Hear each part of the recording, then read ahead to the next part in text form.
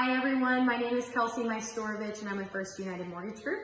Hi, I'm Amber Messerana. I'm with Martha Turner Sotheby's International Realty. And hi, I'm Charlotte Blocker with Martha Turner Sotheby's International Realty.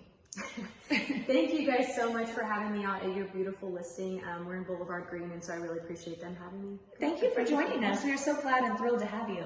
Thank you. So we've been getting a lot of questions, and so we're going to kick off the first one of our mini series. So thank you so much for joining us today for that. The first part of our mini series is going to be called Q1 Make Your Move. So today, Amber, Charlotte, and I are going to briefly go over a few things of why we think it's a great time to make your move in Q1. So the first item is going to be the housing shortage. We experienced it a little bit in the tail end of 2019.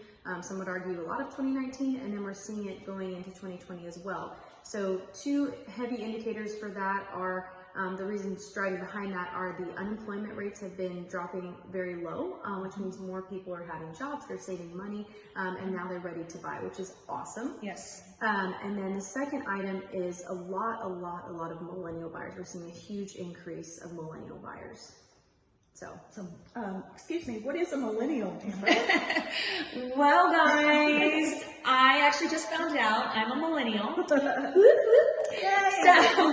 Millennials actually from 1980 to 1998.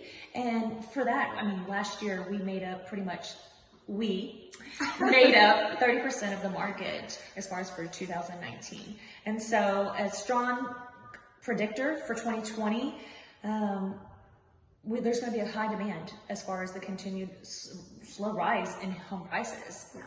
So with that, I'm glad you mentioned the slow rise in the home prices. Typically when we see the home prices go up, it indicates a seller's market. So I don't know what sort of data that you guys have seen as well of that. Definitely, you're absolutely right, Kelsey. Actually, we came off of December up 20% over the year before with listing contracts written, and then also for the year we were up over 15%.